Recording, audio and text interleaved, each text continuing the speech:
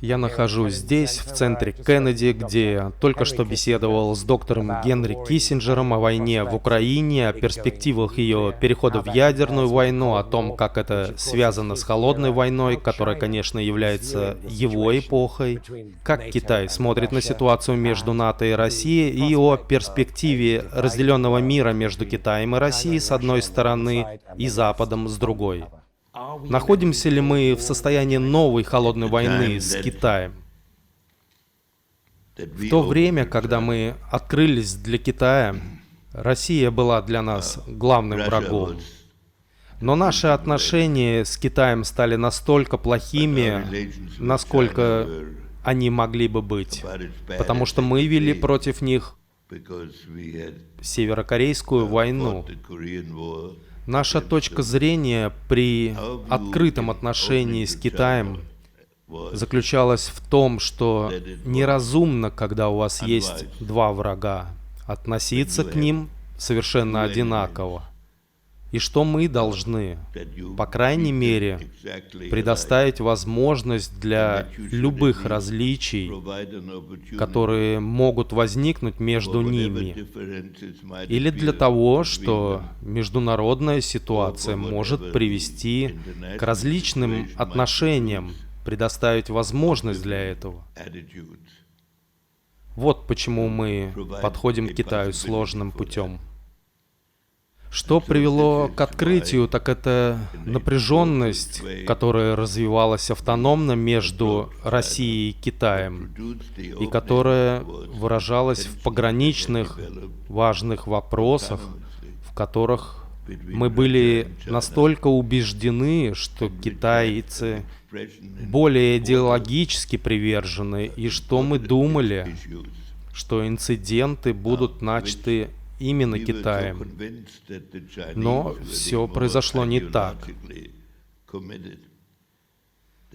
Русские захотели преподать Китаю урок, но Россия не могла и представить себе, что Китай и Соединенные Штаты могут сойтись вместе.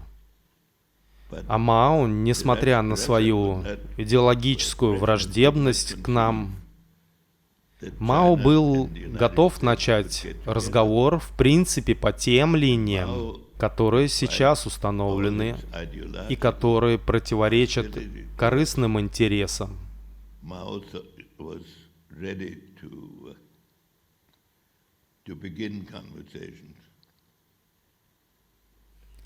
Но мне кажется, что эти отношения по своей сути не являются постоянными.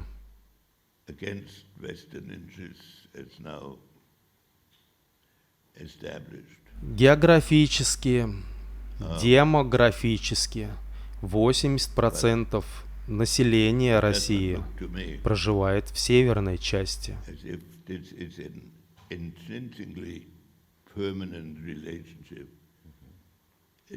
Большая часть азиатской части России, большая ее часть, огромная часть Сибири была приобретена недавно. Ее история измеряется второй половиной XIX века.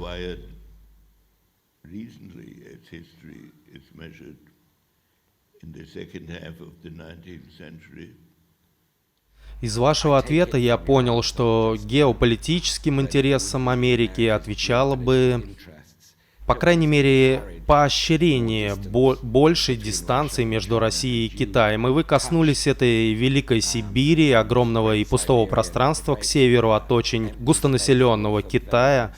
Я думаю, вы также могли бы упомянуть инициативу «Пояс и путь», проходящую прямо через ближнее зарубежье России. Там есть некая нервозность, поскольку Россия является младшим братом, и которую просто используют. Или это неправильно? Я думаю, что геополитическая ситуация в мире претерпит значительные изменения после окончания войны в Украине. И, естественно, по всем обозримым проблемам, что у Китая, что у России, не будет одинаковых интересов.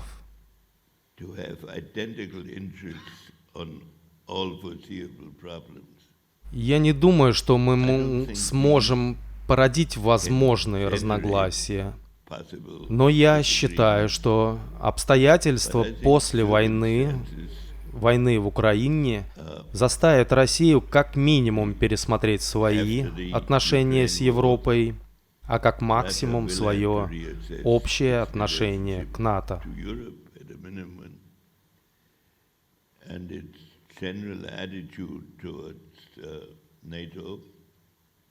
То же самое придется сделать и Америке, и особенно Европе, потому что уроки этого периода подействуют и на нее.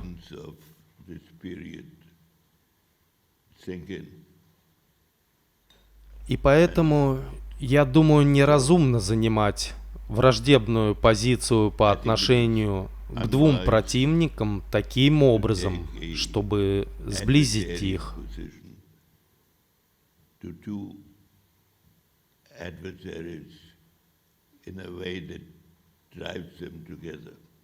И как только мы возьмем на вооружение этот принцип в наших отношениях с Европой и в наших внутренних дискуссиях, я думаю, история предоставит такие возможности, в которых мы сможем применить дифференцированный подход.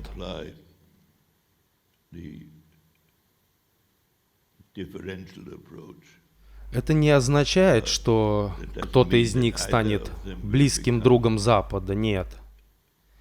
Это лишь означает, что по конкретным вопросам, по мере их возникновения, мы оставляем открытой возможность, что может быть иное развитие.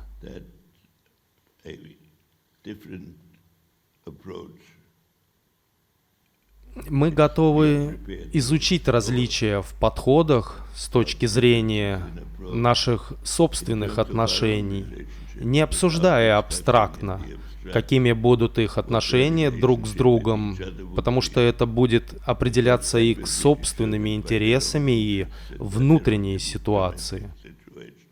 Но с точки зрения общей стратегии, в предстоящий период нам не следует объединять Россию и Китай как единое целое.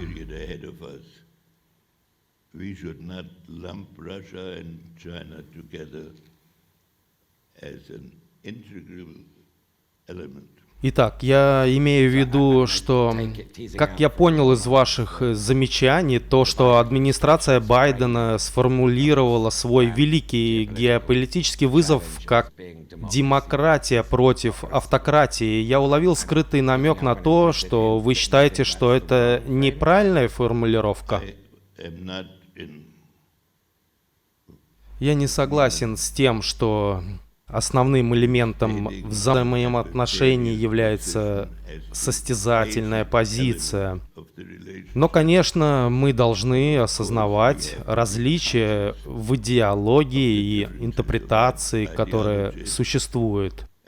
Мы должны использовать это, осознавать и применять это в нашем собственном анализе важности вопросов по мере их возникновения, а не делать его главным вопросом конфронтации.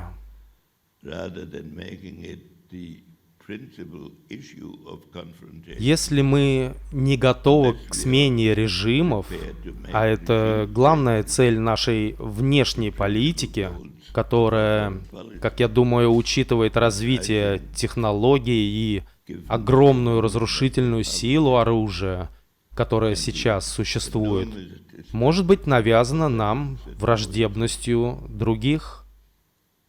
Но мы должны избегать порождать ее своими собственными отношениями.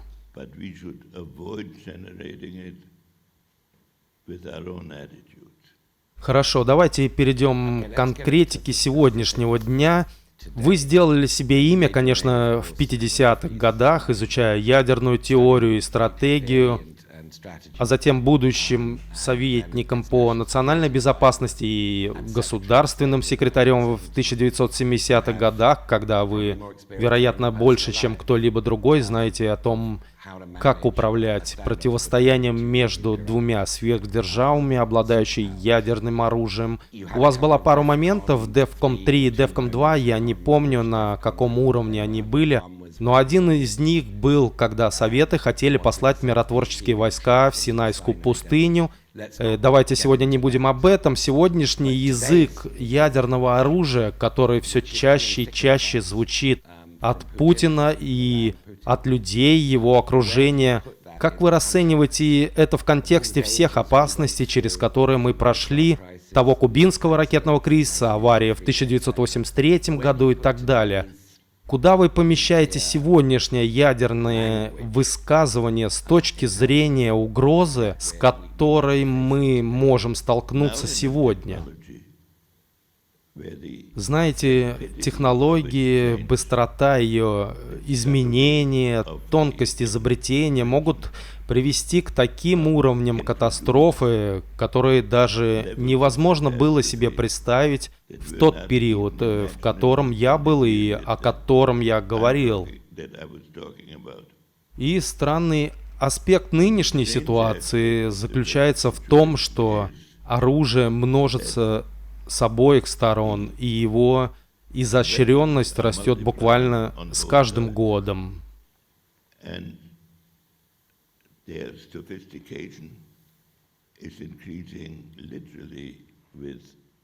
Их дальность и автоматика, и почти любое другое существительное, которое вы хотите к ним прикрепить. Но почти нет дискуссии на международном уровне о том, что произойдет, если это оружие действительно будет применено. Поэтому в целом мой призыв в моих дискуссиях, на чьей бы стороне вы бы не были в этих обсуждениях, состоит в том, чтобы понять, что мы сейчас живем в совершенно новой эпохе, что до сих пор нам, как культуре, удавалось пренебрегать этим аспектом.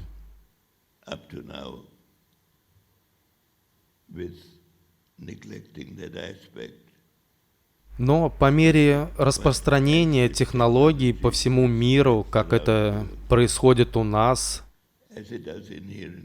дипломатия и война потребуют иного содержания. И это будет огромной проблемой ближайшего будущего.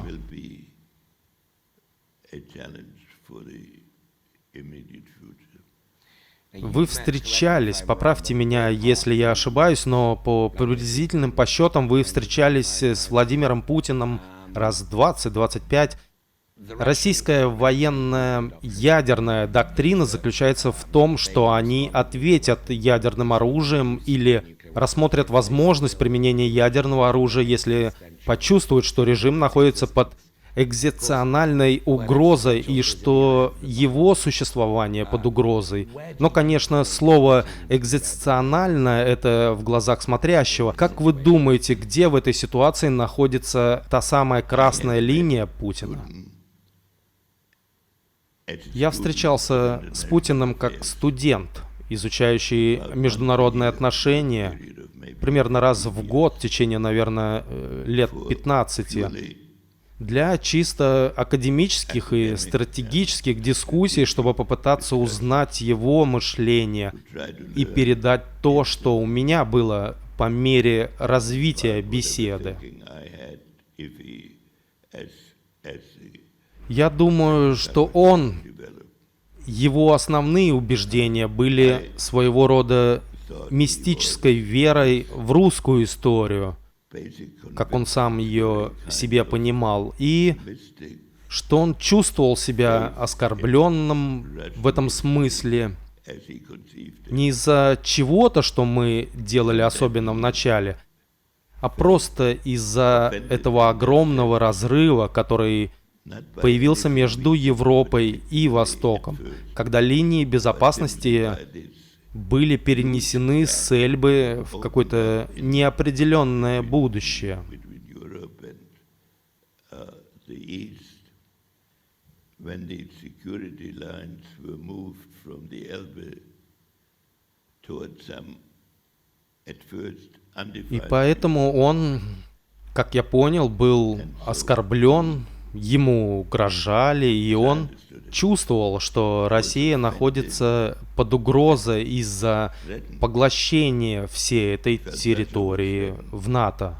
by the absorption of this whole area into Это его не оправдывает, и я бы не стал предсказывать нападение такого масштаба, как захват признанной страны, с которой существовали всевозможные невоенные соглашения.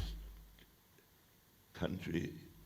И он неправильно оценил ситуацию, с которой столкнулся на международном уровне. И он, очевидно, неправильно оценил возможности России по поддержанию такого крупного мероприятия. And he obviously miscalculated his И когда придет время для урегулирования, все стороны должны будут принять это во внимание, что мы не вернемся к прежним отношениям, when а займем позицию России, которая в результате этого будет другой. will need to take that into consideration, that we are not going back to the previous relationship, but to a position for Russia that will be different as a result of this. И не потому, что And not мы это because we требуем, demanded it, а потому, что они ее выработали. they have produced it. Вы говорите, что Путин просчитался, я имею в виду, возможно, сильно просчитался в своих ожиданиях относительно военного завоевания Украины и того, какой прием он получит от украинцев. Большая часть ядерной теории, стратегической теории, над которой вы работали, предполагает, что у людей есть достаточно информации и что они могут действовать рационально, исходя из своей хорошей информации. Как вы думаете, он сейчас перекалибруется? Как вы думаете, он просчитал, что он не получил достаточно информации? И если нет, то каким еще просчетам нам следует готовиться? Во всех этих кризисах нужно пытаться понять, какова внутренняя красная линия для противоположной стороны. And И если бы мы с ним встретились 6 месяцев назад, то, как я уже сказал, я бы никогда не подумал, что он начнет войну такого масштаба в Европе thought that he или где-либо еще. a war of that scale in Europe or anywhere. Итак, очевидный вопрос, во-первых, как долго будет продолжаться эта эскалация и сколько у него есть возможностей для дальнейшей эскалации. And how long will this escalation continue? And how much scope does he have for further escalation? Или он достиг предела своих возможностей. Он должен сам решить, в какой момент эскалация войны напряжет мировое общество до такой степени, что это ограничит его способность вести международную политику в качестве великой державы в будущем. Its fitness to conduct international policy as a great power in the future. Я не берусь судить, когда он придет к этой точке. Второй вопрос, когда эта точка будет достигнута, перейдет ли он к эскалации, перейдя к категориям или видам оружия, которые за 70 лет своего существования никогда не применялись. That in 70 years of their existence have never been used. Оружие, с помощью которого неядерные страны примут поражение от ядерной страны, как Россия. Like both Мы в Афганистане не прибегали к оружию, которое в чисто техническом смысле могли бы положить конец этому конфликту. could have ended the conflict. Поэтому, если эта линия будет пересечена, это будет чрезвычайно значимым событием, Extraordinarily significant event. Because потому что мы не думаем глобально, какими будут следующие разделительные линии.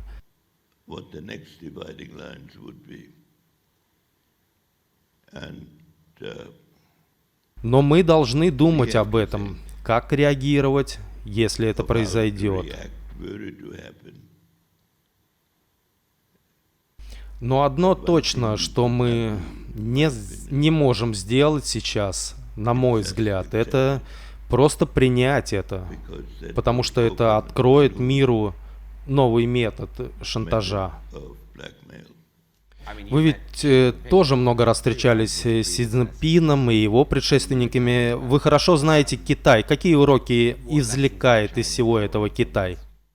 Any Chinese leader Любой now китайский лидер сейчас, или все китайские лидеры в будущем, будут размышлять о том, как избежать ситуации, в которую попал Путин, и как тогда действовать в таком положении, чтобы в любом кризисе, который может произойти против них, не была настроена большая часть мира. might arise. They would not have a major part of the world turned against them. Ключевые решения, которые Америке и Китаю придется принимать на протяжении всего пути, а не в какой-то один месяц, это основной вопрос. Являются ли эти отношения настолько враждебными, что нет никакой надежды на то, что удастся скомпоновать хотя бы их части? Of composing even parts of it. И поэтому каждый вопрос должен решаться с точки зрения относительного In положения. terms of relative position.